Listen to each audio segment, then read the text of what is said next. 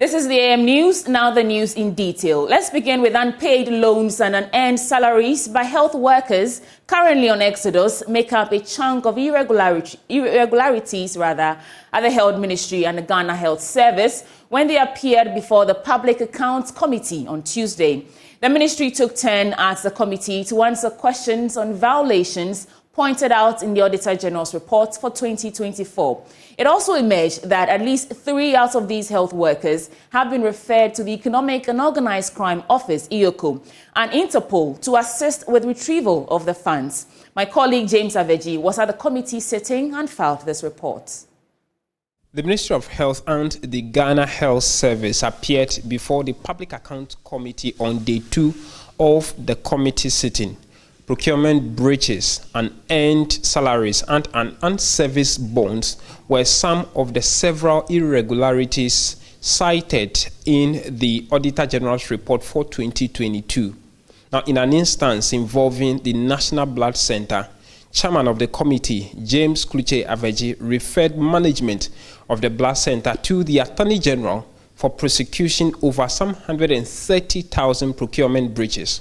The next infraction is uncompetitive procurement. So there is a challenge at that office. Yes, serious. Where we are doing restrictive tendering without seeking approval. If you want to do procurement, instead of looking for at least a minimum of 3 invoices or quotations, that one too you fail to do. And this one, we don't have any option than to refer you to the Attorney General for prosecution. So we are doing our part. You have breached the procurement law. So when you are prosecuted, the judges will take a decision on that. So clerk, take note on that. Member of the committee and member of parliament for North Diroxin, Nelson Dapamekpo, who was clearly not happy with several of such procurement breaches that characterized the sitting today, requested that the chairman as well as the Ghana Audit Service get a bit tougher with punishment to such offenses, including prison terms. For me, even the rectification doesn't resolve the issue. So you need to take this matter seriously. It appears that procurement breaches are simply being glossed over and being treated with kid gloves. It's a serious provision that should guide you. So, Chairman, even the auditors, in giving recommendations, they should have recourse to this provision. Thank you. Yeah, we know they've been making a recommendation that the sanctions under the law should apply. It also emerged at the sitting today that apparently some nurses or health workers who have left the country to seek greener pastures or to further their education outside the country have left with loans and unearned salaries which they haven't paid. The Director General of the Ghana Health Service, Dr. Patrick Abochie, explains how they are trying to retrieve some of these monies. Damien Inso Ayeni is currently, we believe, is in China. We managed to reach him. He's not paid. So we tried to place embargo on the guarantor's salary. But the court is demanding, the bank demands a court order. And we are working on making sure that we retrieve the money from the guarantor. Okay. Unfortunately, we never get anything in writing from them. So when was the last time you visited them? So that you're able to respond to this question intelligently.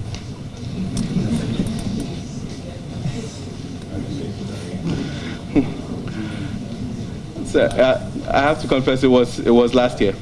Last year? It was last year. January or February or December? Around November. I don't have the exact date. And what is the update from EOCO? There's nothing specific for.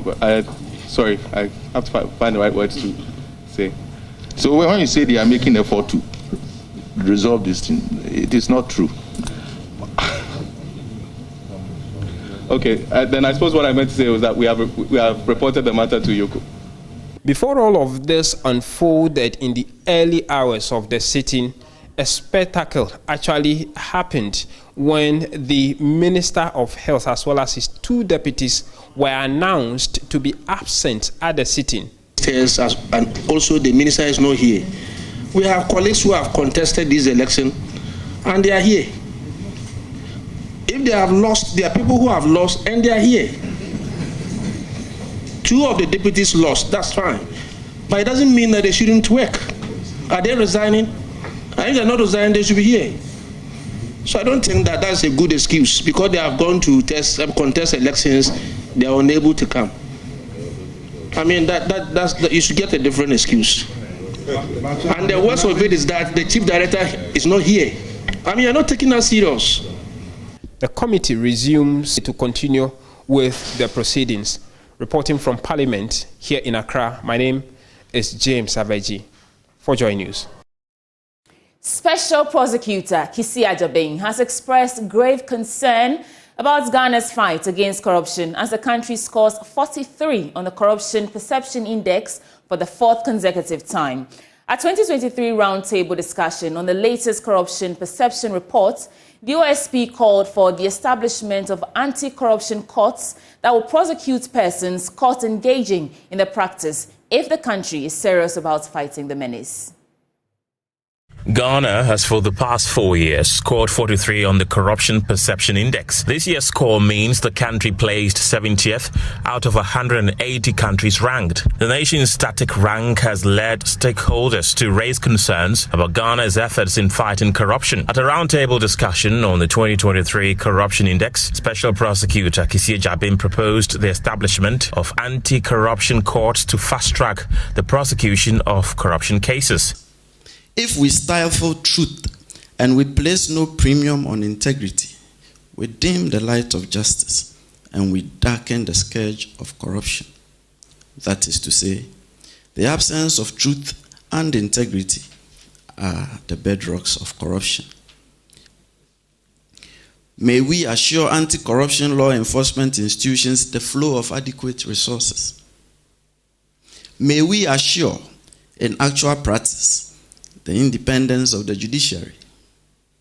May we assure that judges would adjudicate with boldness without fear of reprisals. May we assure that judges would adjudicate without fear of compromising their promotion and advancement.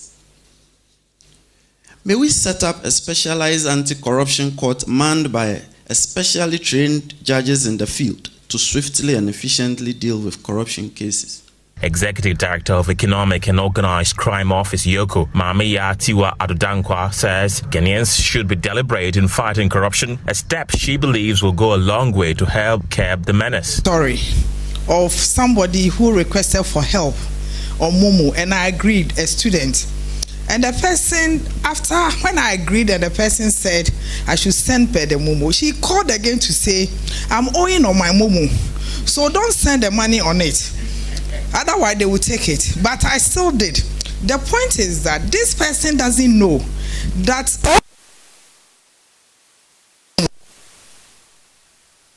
a profit which will affect the tax that they have to pay to the state. So the little things that we do, if we really know the implication and its impact on everything. Chief of Staff Fremo Selpari, who was also present at the event, touted the strides made by the Akufo-Addo-led administration, claiming that significant progress has been made in the fight against corruption since 2017. Since the inception of His Excellency President Akufo-Addo's government in 2017, the fight against corruption has seen a tremendous progress through the establishment of systems for deterrence, means of detection, undertaking of smooth investigations, and establishment of a sound vehicle for prosecution and punishment in a fair and just manner. Records show that governments have since 2017 undertaken some of the boldest initiatives since independence to reform the public sector and strengthen the capacity of institutions to tackle corruption. Despite its score of 43, Ghana performed better than 39 other sub-Saharan African countries, including neighbors Burkina Faso and Cote d'Ivoire. To the education sector, authorities at the Kwame Nkrumah University of Science and Technology have closed down the university's basic school indefinitely as educational workers strike bite hard on campus. Teachers and Educational Workers Union of the Trades Union Congress, Senior Staff Association and the Ghana Association of Universities Administration have all laid down their tools for poor working conditions. But negotiations have stalled for about 3 weeks now. Authorities are worried that the situation, if not addressed, could negatively impact academic work. Abochie has more in the following report. It's been 3 weeks since the Teachers and Educational Workers Union of the Trades Union Congress, the Senior Staff Association and the Ghana Association of University Administrators laid down their tools over poor working conditions. The failure of the government to reach an amicable settlement with the striking workers appears to have compounded the situation as the industrial action takes a toll on activities on campus. Authorities at KNUST announced the indefinite closure of the university's basic school. Here is University Relations Officer Dr. Norris Bakwin expressing the university's frustration over the unaddressed educational workers' strike. It has become painful as it is. The management has no other choice but to close down the basic school. And we know it's going to have effect on parents because some of them are having to go to work. Some have to attend to other businesses, but they have to be home, which means that they have to look for other alternatives to take care of their case at home. It has complicated. There's already a precarious situation in the university when the senior staff declare strike. We appeal for a quick resolution to the various issues that the various groups have raised, so that it doesn't affect the academic calendar. Meanwhile, parents and their wards continue to rue the closure of the school. They say they are being forced to spend more on home tuition. I'm hoping they sit on a negotiation table as soon as possible to solve this pending issue.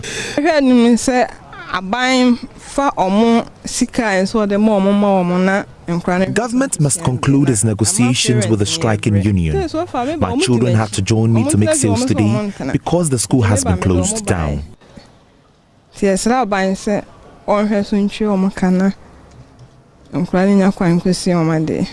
Well, government is expected to fasten its negotiation with the striking unions to ensure that the KNUST Basic School is reopened for pupils. For JoyNews, my name is Abochie, Kumasi. Now, flag bearer of the NDC, John Dramani Mahama, says the MPP government has nothing more to offer with 10 months to elections. According to him, after the New Patriotic Party deceived the people for political power, they have failed to ease the burden of the people. Speaking at a town hall meeting in Frankedia, the former president, staging a comeback, promised to revive the industries in the area if successful in the search for another term. Nanaya Ojima is in the Eastern region with the NDC flag bearer and has filed this report.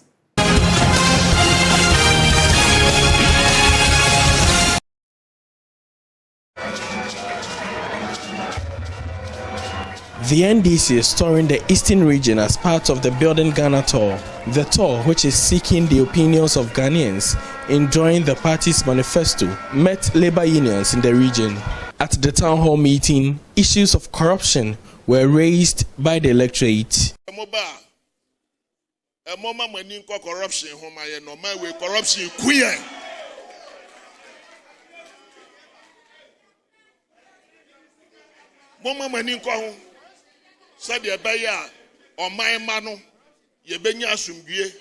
According to the Corruption Perception Index 2023, Ghana maintained its score of 43 for the fourth consecutive year. The country ranks 70th out of 180 countries and territories assessed in the CPI.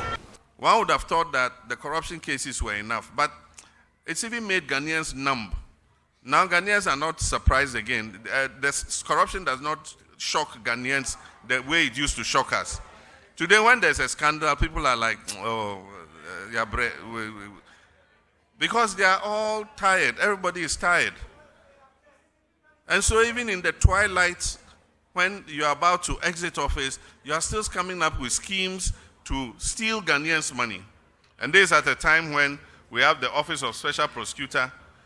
Suddenly they say Special Prosecutor should return all Cecilia Dapa's money to her. And then the explanation they give is that Special Prosecutor cannot handle money laundering cases and what. So what was the need to establish the Office of the Special Prosecutor? I know why it was established. It was established to go after political opponents. Unfortunately, the Special Prosecutor is investigating everybody. And now that is biting their own people, suddenly the Special Prosecutor can't do this. You can't seize this person's money. The last time he was very frustrated. Meanwhile, the NDC has indicated willingness to investigate the disbursement of COVID-19 funds. Mr. Mahama further insisted on dealing with corruption menace, indicating plans to discontinue the SML arrangement in the oil sector. An NDC government under me will not accept or recognize this SML agreement. We will not accept or recognize the SML agreement. Parliament is investigating it.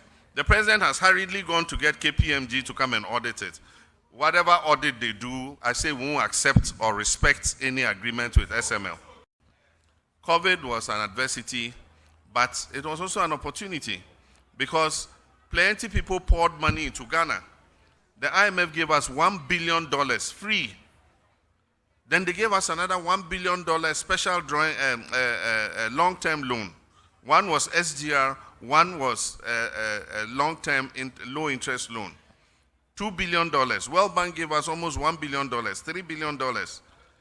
Then aside from that, Bank of Ghana gave 10 billion cedis and another 10 billion cedis.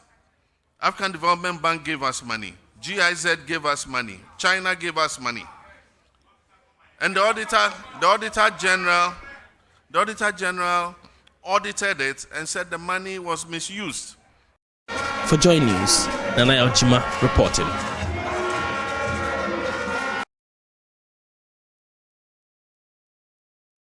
On that note, we end the bulletin for the AM News. But stay for the news review. Political scientist and director of Center for European Studies at the University of Ghana, Dr. Kwame Asasante, will join Benjamin Akaku to review the news in a bit. This is the AM show with me, Sweetie Abochie, and Benjamin Akaku. Do not go anywhere.